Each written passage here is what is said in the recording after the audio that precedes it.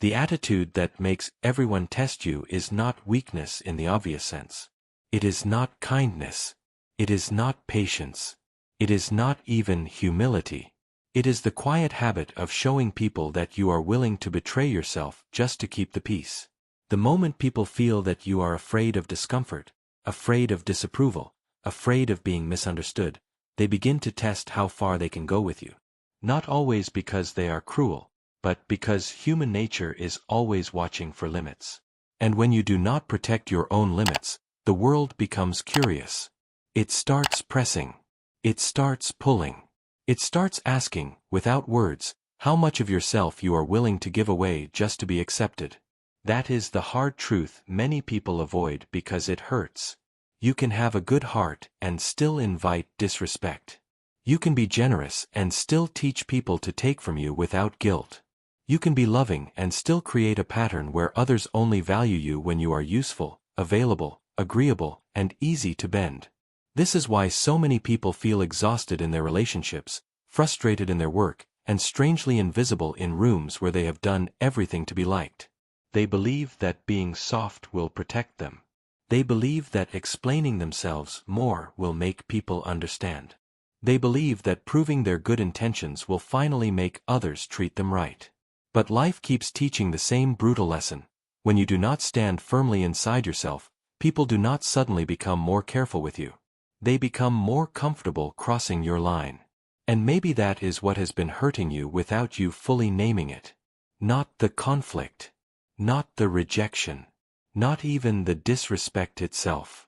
But the deep disappointment of realizing that the more you try to make everything smooth for everyone else, the less solid you begin to feel inside. Because every time you silence your own truth to avoid tension, a part of you notices. Every time you say yes when your spirit is screaming no, a part of you remembers. Every time you laugh off what offended you, excuse what wounded you, or minimize what drained you, you may look calm on the outside, but inwardly something starts breaking. Not loudly. Quietly. And that quiet breaking is dangerous, because it teaches your mind that your own feelings are negotiable. This is where Stoic wisdom becomes uncomfortable, but freeing. The Stoics did not teach emotional numbness. They taught self-command. They taught that peace does not come from controlling other people's behavior, but from becoming so rooted in your own principles that the behavior of others no longer decides your worth. Marcus Aurelius understood something many people still resist today. Your mind becomes weak when it is always waiting for the world to treat you fairly before you give yourself permission to be steady. If your peace depends on everybody respecting your boundaries without you ever clearly living them, you will remain frustrated for a very long time. Because people do not learn your value by listening to your private thoughts. They learn it by watching your repeated behavior. They learn it when you stop over-explaining. They learn it when your no does not tremble. They learn it when you are no longer available for every demand, every emotional pull, every manipulative silence, every invitation to abandon yourself for the comfort of others.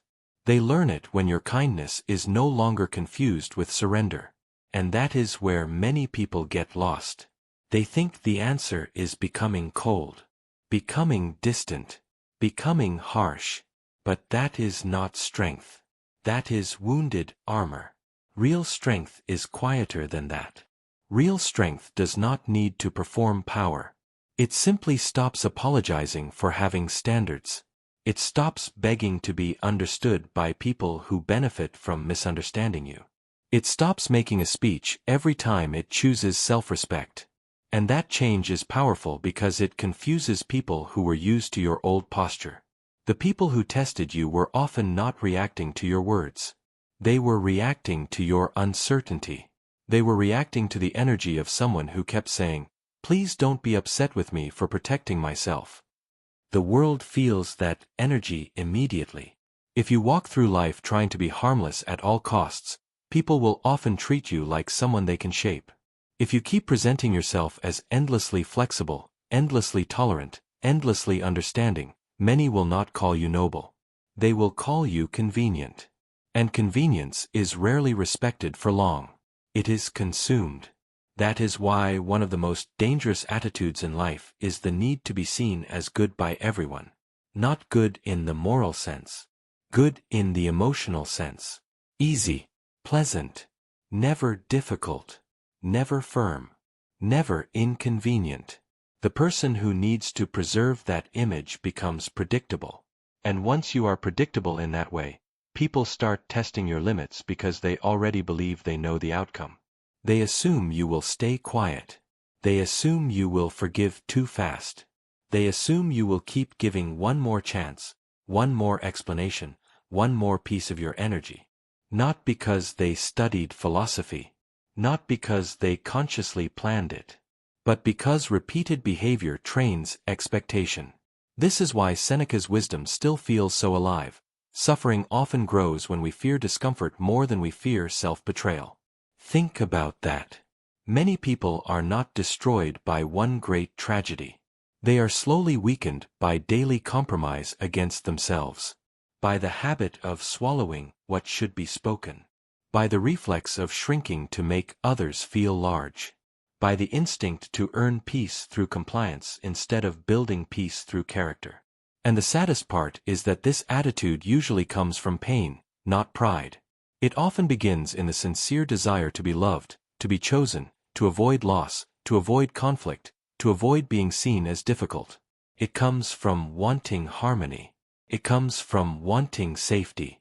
But if your version of safety requires constant self-erasure, then it is not safety. It is slow, emotional abandonment. If this reflection is hitting something real inside you, take a moment to subscribe to the channel and leave a like. Sometimes the messages we need most are the ones that remind us to come back to ourselves, and that simple support helps this reach someone else who may be silently losing themselves too. The deeper problem is not that others test you. People will always test what matters. Life itself tests everything. The deeper problem is when you respond to every test by doubting your own right to stand firm. That is the trap. You start thinking the issue is how to make people stop pushing. But often the real transformation begins when you stop collapsing. Because the strongest signal you can send is not anger. It is consistency, not loudness. Clarity, not threats. Alignment. Epictetus taught that we suffer when we confuse what belongs to us with what does not. Other people's opinions do not belong to you. Their moods do not belong to you. Their attempts to pressure, guilt, charm, provoke, or manipulate do not belong to you. What belongs to you is your judgment, your response, your standard, your posture, your decision about what you will and will not participate in. And once you understand that, something begins to shift inside you. You stop treating every moment of tension as an emergency. You stop rushing to fix discomfort that was never yours to carry. You stop seeing boundaries as cruelty. You start seeing them as truth in action. Because the truth is, people test the person who is still undecided about themselves. They test the one who speaks with hesitation. They test the one who keeps reopening closed doors. They test the one who confuses empathy with permission. They test the one who wants peace so badly that they will pay for it with their dignity. So avoid this attitude, the attitude of emotional over-negotiation. The attitude of constantly trying to make your truth easier for everyone else to accept. The attitude of shrinking your standards so nobody calls you difficult. The attitude of trying to earn respect through endless understanding while offering none to your own inner life. You do not need to become rigid. You do not need to become selfish. You do not need to become unfeeling.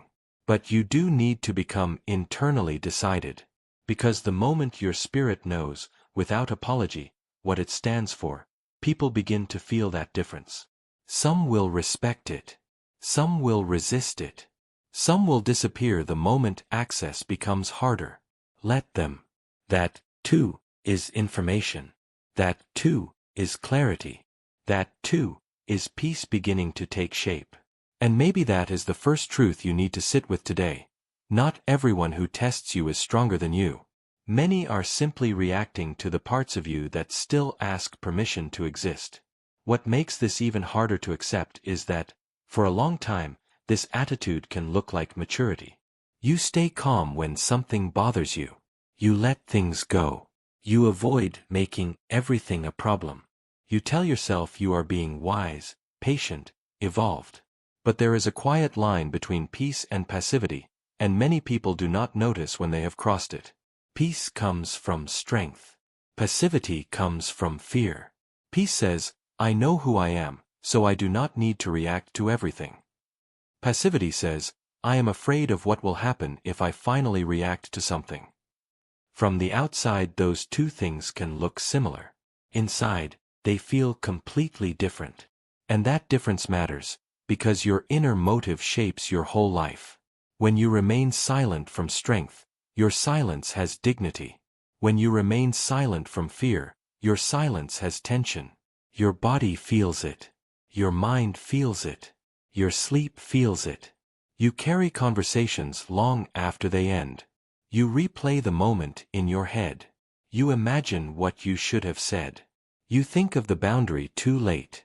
You create entire speeches in private because you were too afraid to speak one honest sentence in real time. That is not peace. That is delayed suffering. This is where many people begin to understand the real cost of being too available, too agreeable, too easy to pressure. The cost is not only that others take more from you. The cost is that you stop trusting yourself. And once self-trust starts fading, everything becomes heavier. Small decisions become confusing. Simple situations become emotionally loaded. You start reading too much into people's tone, their silence, their change in energy, because deep down you are no longer standing on something solid within yourself. When you keep abandoning your own instinct, you become dependent on external reactions to tell you whether you did the right thing. And that is exhausting. The Stoic path was never about becoming untouched by life. It was about becoming anchored in something deeper than life's chaos. A person without that anchor becomes easy to shake. A delayed reply shakes them. A cold tone shakes them. Disapproval shakes them. Rejection shakes them. Being misunderstood shakes them. Not because these things are pleasant, but because they have placed too much power in what is outside their control. And once you do that, everyone becomes a potential ruler of your emotional state. That is why people test you most when they sense that your stability depends on their approval. Because then they do not even need force. A little distance can move you. A little guilt can move you. A little disappointment can move you. A little pressure can move you. And once your center becomes movable, life becomes negotiation after negotiation, with almost no rest inside. But the moment you begin to reclaim your center, everything changes in a quiet way first. Not dramatic. Not loud. Quiet. You stop rushing to defend yourself to people committed to misunderstanding you. You stop feeling guilty every time you disappoint someone with a healthy boundary. You stop treating every request as a moral obligation. You stop explaining your no as if it were a crime scene that needs evidence. You begin to realize that many of the people who called you good were only comfortable because you made access to yourself effortless. That realization can be painful, but it is also liberating. Because now you begin to see that being tested is often the price of becoming clear. The moment you stop bending automatically, some people will push harder. Not because you are wrong, but because your old behavior trained them to expect easy entry. When that entry changes, resistance appears. This is where many people panic and return to their old posture. They mistake resistance for proof that the boundary was wrong. But often resistance is simply proof that the boundary is new. Read that again in your heart. Resistance does not always mean you are doing the wrong thing. Sometimes it means you are finally doing the thing that should have been done a long time ago. This is one of the most difficult stages of growth. The first time you choose yourself in a cleaner, stronger way, you may not feel powerful. You may feel guilty. You may feel rude. You may feel cold. You may feel selfish. Why? Because you are used to measuring goodness by how comfortable everyone else feels around you. So when you stop overgiving, it can feel like you are becoming worse, when in reality you are simply becoming more honest. And honesty has a strange effect. It often feels harsh to people who benefited from your confusion. Marcus Aurelius constantly returned to the idea that the soul must remain in command of itself. Not because control makes life perfect, but because without inner command, life drags you from reaction to reaction. One moment you are motivated. The next moment someone's opinion weakens you. One moment you know your value. The next moment, one cold interaction makes you question everything. One moment you are calm. The next moment you are back in emotional servitude, trying to repair an atmosphere that was never your responsibility to carry. That is not freedom. Freedom begins when you stop asking every difficult moment, "How do I make this go away?" and start asking, "Who do I become inside this moment?" That question changes everything. Because now your energy is not focused on controlling the outer scene. It is focused on preserving inner order. You stop living like a hostage to reactions. You stop making temporary discomfort into permanent self-betrayal. And that is where dignity returns. Not the fake dignity of ego. Not the loud dignity of pride. The quiet dignity of a person who no longer needs to shrink to stay loved. There is a powerful shift that happens when you understand this. Being tested is not always a sign that people do not value you. Sometimes it is simply a sign that life is asking whether you value yourself enough to remain consistent. That question appears everywhere. In how you answer disrespect. In how quickly you abandon your standard when loneliness appears.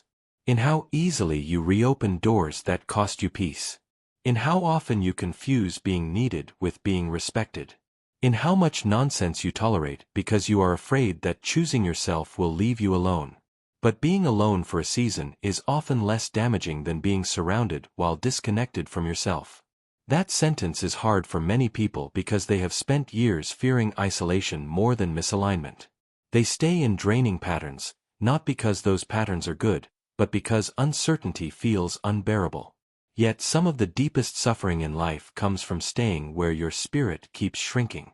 A stoic mind understands that discomfort is not always danger.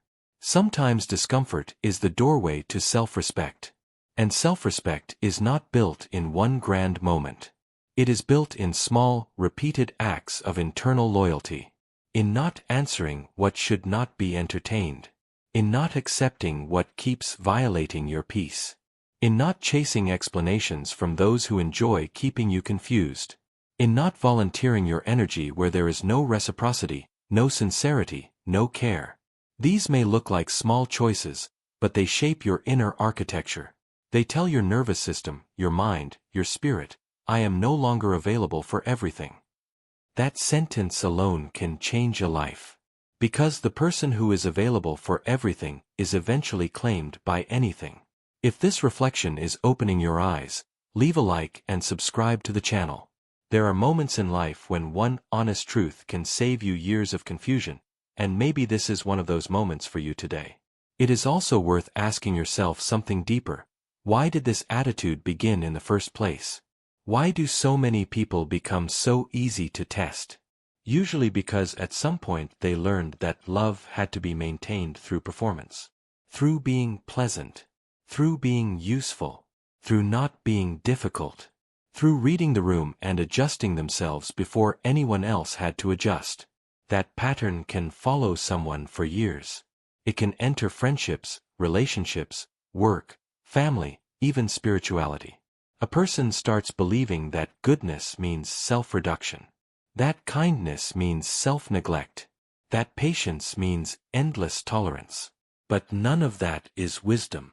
It is confusion wearing the clothes of virtue. Real virtue is cleaner than that. Virtue says, I can be kind without becoming weak. I can be calm without becoming passive. I can be loving without becoming easy to use. I can be generous without becoming empty. I can forgive without reopening the door to what destroys my peace. That is strength. Quiet, measured, stable strength. And the beautiful thing is that you do not need everybody to agree with this new version of you. You only need enough inner honesty to stop betraying it. That is the beginning of real peace. Not universal approval. Not perfect relationships. Not a world where nobody ever tests you again. That world does not exist. People will still test. Life will still pressure. Opinions will still move around you. But once your foundation changes, the tests no longer define you. They reveal you. They reveal whether you have learned to stay with yourself. So the next time someone pushes a little too far, the question is not, how do I keep them happy without losing myself? The deeper question is, can I remain truthful without becoming reactive? That is stoic strength. That is emotional maturity. That is the beginning of no longer living at the mercy of every outside force. And maybe the clearest truth in all of this is simple. The attitude that makes people test you is not kindness, softness, or patience by themselves. It is the habit of showing that your boundaries disappear the moment pressure enters the room. End that habit, and your life begins to change from the inside out. If this part touched something real in you, write one word in the comments: steadiness. Sometimes one word is enough to remind your mind what it is trying to become. There comes a moment in a person's life when they get tired in a very specific way. Not physically. Not even emotionally in the usual sense. It is a deeper exhaustion. The exhaustion of realizing that too much of their life has been spent managing the reactions of others instead of mastering the condition of their own mind. That kind of tiredness changes you. It makes you look back at old conversations, old relationships, old versions of yourself, and see something with painful clarity. You were not always being tested because others were powerful. Sometimes you were being tested because you kept presenting your peace as something negotiable. And that realization can sting. Because once you see it, you cannot unsee it. You begin to notice how many times you abandoned clarity for comfort. How many times you explained yourself to people who had already decided not to understand. How many times you tolerated what disturbed your soul because you thought endurance alone was wisdom. But endurance is only noble when it serves truth. When it serves fear, it becomes self-neglect with a disciplined face. That is why this change must become deeper than behavior. Cannot just be a new tone of voice. A new attitude. A few stronger words. It has to become an inner decision.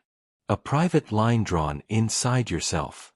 A moment where you quietly say, I will no longer make myself smaller just because someone else is uncomfortable with my standards. I will no longer call it peace when I am simply afraid to lose approval. I will no longer betray my inner life just to maintain access, attention, affection, or false harmony. That decision is not loud, but it is life-changing. Because once you truly make it, you start moving differently. You stop entering every interaction with the hidden goal of being accepted. You stop performing emotional flexibility for people who have never earned that level of access. You stop seeing firmness as something negative. You begin to understand that a stable life is not built by saying yes to everything that knocks. It is built by knowing what deserves entrance and what does not.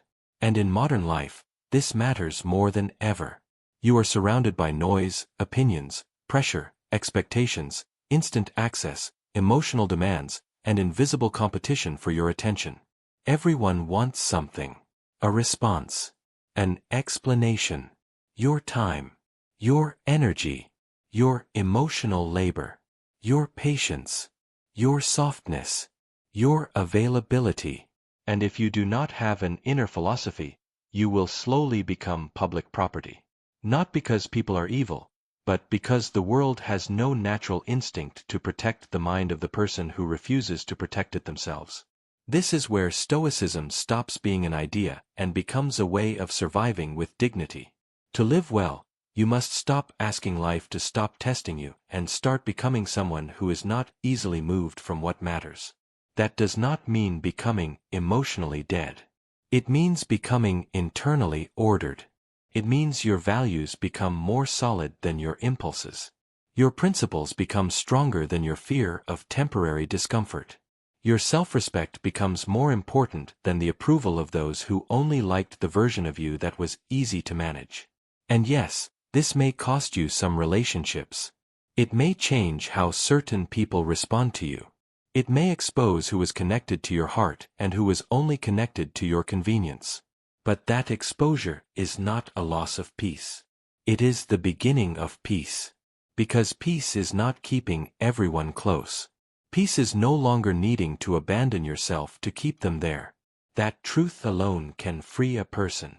Seneca understood that much of human suffering comes from living against reality. And reality is this: you will not be respected by trying to be impossible to reject. You will not find inner calm by making yourself endlessly adjustable. You will not discover your worth by handing other people the authority to define it. The calmer path is harder at first, but cleaner in the end. Know your mind. Know your values. Know your limits. Let your behavior reflect them so consistently that your life no longer sends mixed signals about what is acceptable. Because mixed signals invite repeated tests.